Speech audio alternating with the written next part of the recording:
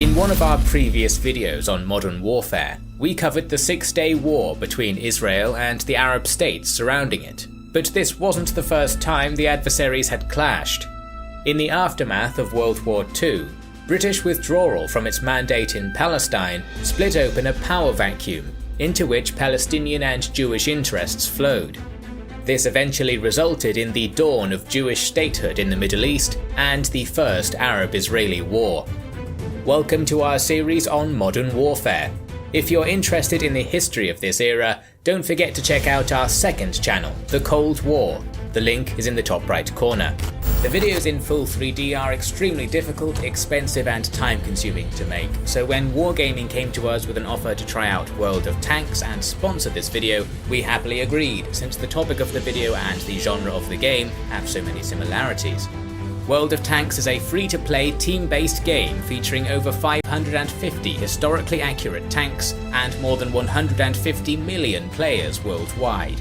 Although it is free to play, it is very different from mobile titles and is a legitimate PC game with regular updates and new features. The game rewards skillful gameplay and allows you to master hundreds of historically accurate mid-20th century tanks of 5 diverse vehicle types, including light, medium and heavy tanks, as well as tank destroyers and artillery. It has a vast online presence with a dedicated community and clan. Daily missions, in-game activities and the steady tech tree progression will make you come back to the game for more. Start playing the game today to support our channel. New players who register to the game via the link in the description will get 250 gold, 3 Premium Plus days and the premium M22 Locust light tank. Tensions between Arab, Palestinian and Jewish communities in the British Mandate of Palestine had been increasing ever since the end of the First World War, heightened with broken imperial promises to both sides. This state of affairs finally exploded into civil war following the UN vote for a partition of Palestine into Jewish and Arab states on November 29, 1947, a solution which the Palestinians and the Arab League refused. As small-scale skirmishes gradually escalated throughout late 1947 and early 1948, the Palestinian Arab group, the Arab Liberation Army, proved incapable of defeating their better organized opponents. Due to the chaos, tens of thousands of Palestinian refugees fled into neighboring Arab states, further inflaming the public of those countries to demand war. A full-scale conflict was prevented until May of 1948, as the area was still a British mandate, but this state of affairs was set to expire on the 15th. At 4 p.m. on the afternoon of May 14, 1948, 8 hours before British sovereignty dissolved, David Ben-Gurion proclaimed the establishment of the State of Israel, becoming its first Prime Minister. That night, armies of 5 Arab nations surrounding Israel attacked the newly created state, starting the First Arab-Israeli War. While it has been popular to tout the phrase "one army against 7" to describe the military situation, it gives off an impression which is incorrect, that the combined Arab nations drastically outnumbered their enemy. A breakdown instead shows a total strength of about 23,500 soldiers, 10,000 of which were from the Egyptian army. Egypt possessed the most extensive military establishment in the region, which had also been supplied and trained by Britain. Their ground forces were organised into 3 infantry brigades, 1 tank brigade comprised of 50 tanks, and 3 artillery battalions armed with 65 howitzer artillery pieces. In the air, Egypt could field 5 squadrons of 18 fighting aircraft each and 1 transport squadron. Iraq appeared similarly powerful on the surface, but only sent 3,000 men in the initial attack. The bulk of Iraqi ground forces were structured in 3 divisions, 2 infantry and 1 training division, supported by an armoured battalion of 15 to 20 tanks and 70 to 80 artillery pieces. The Iraqi Air Force consisted of 80 aircraft overall, but only half of these were fully operational and combat ready. In addition, the relatively elite Arab Legion of Transjordan supplied 4,500 well-trained British-led soldiers. 3,000 more came from Lebanon, 3,000 from Syria, and a token contingent from Saudi Arabia. In comparison to the efforts of their Arab enemies, the Israelis had mobilized almost their entire resource base and able-bodied population for the conflict, having, according to Ben-Gurion's diary, 29,677 troops at the outbreak of the war. Israel had only 3 Sherman tanks at the start of the conflict. On the southern front, Egyptian forces launched thrusts across the border from eastern Sinai in a 3-pronged assault. The Egyptian command, under the authority of General Ahmed Ali al-Mawawi, believed it necessary to capture a number of strongpoints in order to secure the rear lines. To this end, forces were committed to assault and capture a number of Jewish communities in the northern Negev region, known plurally as kibbutzim. The first target was Kfar Darum, a religious site 10 kilometers to the south of Gaza. This settlement had already withstood an attack by fighters of the Muslim Brothers group, and now it came under attack from the Egyptian army. After an initial artillery barrage, 8 tanks followed by infantry approached Kfar Darum, but retreated in short order after suffering repeated direct hits from the settlement's only Piat projector and being pelted with Molotov cocktails. Similar stiff resistance was faced at the neighbouring kibbutz of Nirim, where around 40 entrenched Israeli defenders managed to repel sustained assaults from 1,000 Egyptian troops supported by artillery and mortar fire. Both settlements were eventually bypassed for fear of stalling the main thrust. As these initial ground attacks were going on, airfields around Tel Aviv were attacked by Egyptian Spitfires, causing heavy economic and morale damage. However, the fortune of Egypt's pilots soon turned due to improving Israeli air defense and an accidental strike on the British-held Ramat David airfield, which led to heavy losses at the hands of British fighter aircraft. By the end of May, almost all of the Spitfire squadron's planes and a significant number of its best pilots were lost. On land, a meticulously planned offensive was launched against the kibbutz of Yad Mordecai, which was situated atop a hill which held a dominating position over the main coastal road. Its defenders held out for 5 days and inflicted heavy casualties before falling back. The advancing Egyptian column aiming for Tel Aviv came to a halt around 30 kilometers south of the city at a place called Izdad, where it dug in. Just before sunset on May 29th, the newly formed Israeli Defense Forces launched Operation Pleshet, beginning with an air attack by a squadron of 4 recently imported Czech Avia S-199s. They strafed Izdad in an assault which, while being ineffective conventionally, had a drastic impact on morale. The Israelis were elated that they now had air capability, while the Egyptians were extremely unnerved by the threat of future attacks from above. The next blow was struck on the ground.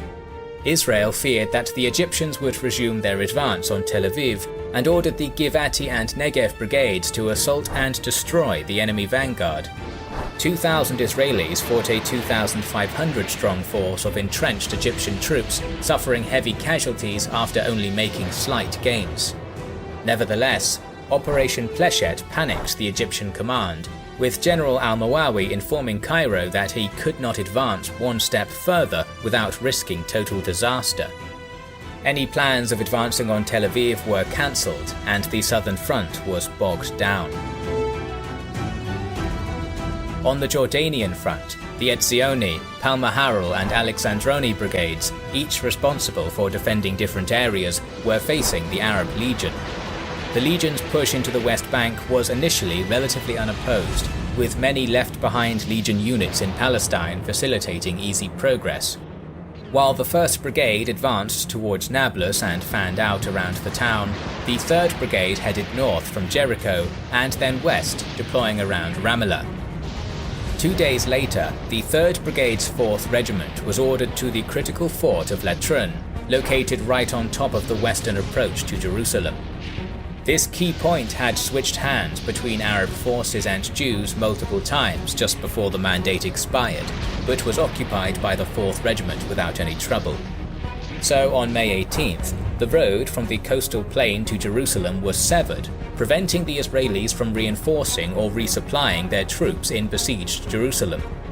Around the city itself, to the north and south, fighting was extremely fierce.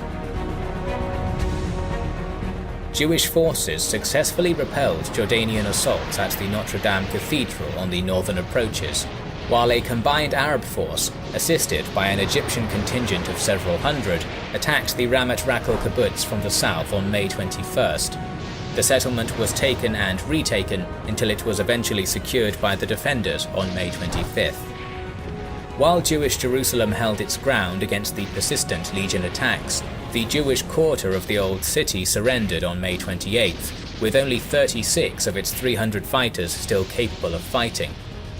Under the terms of surrender, civilians were allowed to leave for Israeli-held West Jerusalem, while soldiers and men of fighting age would become prisoners of war. The professional legionnaires protected them against the locals, even using lethal force, escorting their defeated foe to safety. Realizing the situation in the Holy City was worsening, Prime Minister Ben-Gurion ordered Israeli forces to assault the legion-garrisoned Letron fort and break through to Jerusalem. On May 25th, May 30th and June 9th, the IDF launched ultimately disastrous assaults, often by untrained troops against entrenched Jordanian fighters. By June 10th, an alternative route to West Jerusalem had been opened, which was dubbed the Burma Road, nicknamed after the British World War II supply route against the Japanese. In Galilee, the first phase of the war saw Iraqi, Syrian and Lebanese forces launching attacks into the former Mandate. After suffering some heavy casualties advancing through the upper Jordan Valley, an Iraqi army of 1 armoured and 2 infantry brigades set up in the Samaria region, between the towns of Nablus, Jenin and Tulkarm. This force launched an assault towards Netanya from these positions on May 25th, which ended in defeat, but the prospect that an Iraqi breakthrough could slice the Jewish state in two worried High Command so much that it ordered a counterattack on May 29th, aimed at occupying strong defensive positions opposite the Iraqis. In the Battle of Jenin, Israeli forces occupied the city, but were subsequently dislodged after 3 days of heavy fighting. Similarly to their Egyptian allies, this Pyrrhic victory panicked the Iraqi forces and dissuaded them from attacking again. Even further north, a Syrian force, comprised of an infantry brigade, a mechanized battalion, an artillery regiment, and a company of tanks, crossed into Israel on May 15th, seeking to storm a cluster of kibbutzim around the Sea of Galilee before pushing into the Jewish heartland. The kibbutzim resisted far longer than anticipated, and the Syrians captured Zimach only on the 18th. Despite this success, the Syrians failed to occupy Degania, and this setback eventually forced a withdrawal from Zimach. They subsequently redeployed in the hills to the east. Finally, Lebanese forces crossed the border and captured Malkia on May 15th, lost it on the 18th, and then finally recaptured it on June 6th, only 4 days before the first truce began. The 4-week UN-backed truce that started on June 11th was beneficial for both sides, which began to break the terms immediately. The Arab armies were in desperate need of reorganization and replenishment, but their efforts in bolstering the war effort were nothing compared to that of the Israelis. What had previously been the semi-legal Haganah concluded its transformation from an underground militia into a fully fledged army during the truce in terms of command and control capacity, manpower potential, and weaponry. The IDF doubled its numbers from around 35,000 to 65,000. More crucial, however, were the massive quantities of badly needed armaments which reached Israeli shores. 25,000 rifles, 5,000 machine guns, and more than 50 million rounds of ammunition came from Czechoslovakia, in addition to heavier equipment such as tanks, heavy artillery, and armoured cars. Because of this transformation, the army facing the Arabs after the truce was massively different from the force they had met on May 15th. One British official stated that the Arabs lost the initiative in Palestine during the 4 weeks, and the Jews were able to re-equip themselves. This fact allowed the IDF to subsequently seize the initiative as the first truce ended. The day before hostilities were due to resume, Egyptian forces in the south launched a series of attacks to solidify their stranglehold on the Negev region. However, they were quickly counterattacked by the IDF and spent the subsequent 8 days in heavy fighting for the region. Just before the second truce on the 18th, the Israeli forces managed to break through Egyptian lines, tenuously linking the isolated Jewish Negev settlement with the heartland. Nevertheless, attacks on Jewish convoys were quite frequent. In the north, Israeli armies launched an assault on Syrian positions near Mishmar Hayadin in an attempt to push the enemy back over the Jordan River on the 9th. This failed, but a subsequent offensive, dubbed Operation Dekel, brought Lower Galilee under control from Haifa Bay to the Sea of Galilee. The main IDF offensive, known as Operation Dani, was directed against the Arab Legion on the Jordanian front. Israeli forces, led by General Yigal Allon, launched a pincer maneuver from southwest and northwest, occupying Lydda, then Ramla, and the springs at Ras Al Ain. When the second UN-organized truce went into effect on July 18th, the IDF had gained 1,000 square kilometers of territory and Arab pressure on Jerusalem had been reduced. After UN attempts at negotiating a peace settlement during the first truce failed, the war entered its most intense phase on October 15th. Despite Egyptian weakness and overextension on the southern front, Prime Minister Ben-Gurion realized that he needed to seize the sparsely populated Negev region if his Jewish state was to be secure in the long term. As things stood, the front line was far too close to Israel's core on the Mediterranean coast. Under the command of General Yigal Allon, Operation Yoav was planned, involving 3 infantry brigades with artillery and air support. Facing them was a 15,000-strong, well-fortified Egyptian army which possessed heavy firepower. Nevertheless, despite its good position, their lack of defensive depth was a vulnerability. At 6 p.m. on the 15th, the Israeli Air Force of 4 Czech Avia S-199s, 7 Spitfires, and 3 B-17 bombers hit the Egyptian airfield at El Arish and key targets in Gaza and Mashdal from above. This air attack achieved complete surprise, and the IAF's superior airmen would subsequently ensure superiority in the skies through the operation. Unfortunately, some of the bombing runs were off target, and many refugees were accidentally killed at the village of Al-Jura, one of many occasions civilians would become unintentional casualties during this war. The ground attack of Yoav began in the evening, with multiple thrusts into Egyptian lines. Fighting continued for around a week, and by the time it was over on the 22nd, the Israelis had driven the Egyptians from their coastal positions from Isdid to Gaza and expelled them from the Judean and Hebron hills. Their extended line of defense had been shattered, and the capital of Negev, Beersheba, fell to the IDF. To make the Egyptian situation worse, an entire 4,000-strong brigade had been trapped in what would come to be known as the Fallujah Pocket. They would stay trapped for the remainder of the war.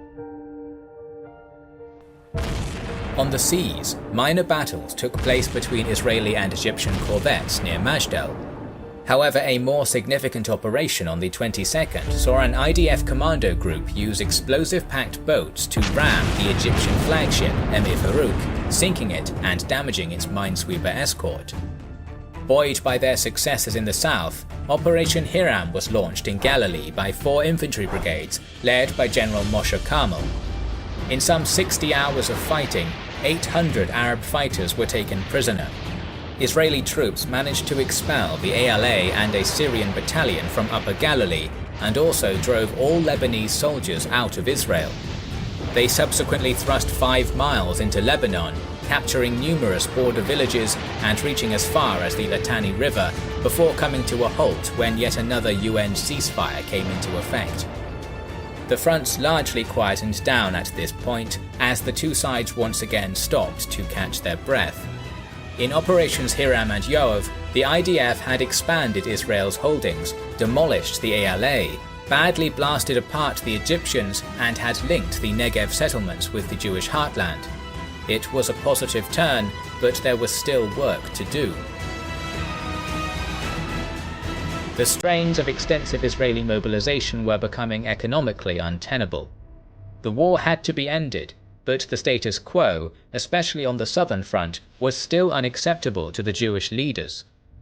Egypt remained in control of the Gaza Strip and Fallujah Pocket areas of Mandatory Palestine, fortified in a chain of strongpoints between Auja al-Hafir and Bir Asluk, just south of Beersheba. However, its army was on the verge of collapse and realistically had to either withdraw from Palestine completely or conclude a peace with Israel.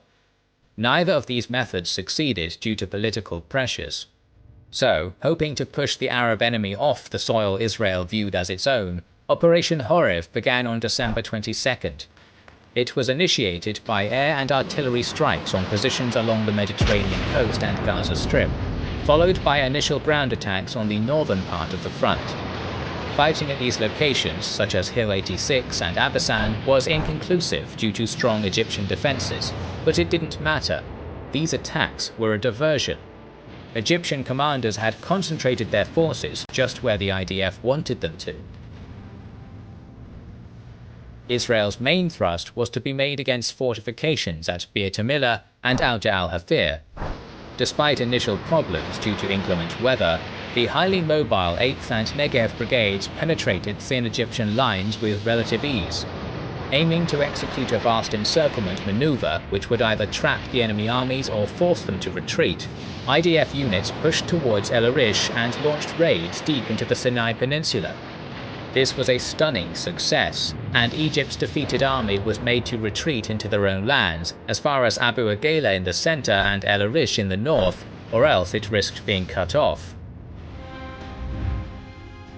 However, diplomatic pressure from Britain forced a withdrawal from Egyptian territory after one final attack against Rafah, bottling the Egyptian army inside the Gaza Strip and capturing the high ground around the town. By now, the Egyptian government had realized the threat its forces faced, and on the 6th of January announced its intention to enter peace negotiations. On the following day, the guns on Israel's southern front fell silent. On February 24th, Israel signed a treaty ending hostilities, granting Egypt the Gaza Strip and Israel the Negev region. Now the largest Arab nation had come to the table, the others soon followed. Negotiations with Lebanon began on March 3rd and were successfully concluded in 3 weeks. The international border was respected and Israel would withdraw from any occupied Lebanese territory. Jordanian talks concluded on April 3rd, with King Abdullah retaining control of the West Bank and East Jerusalem. Finally, after some difficulties due to internal strife, Syria signed an armistice on July 20th. This peace was tenuous, and the Israeli victory made future conflict in the region inevitable. We are planning to cover more modern conflicts both on the Kings and Generals channel and our second channel, The Cold War, the link to which you can find in the description or in the top right corner, so make sure you are subscribed to both. We would like to express our gratitude to our Patreon supporters and channel members who make the creation of our videos possible.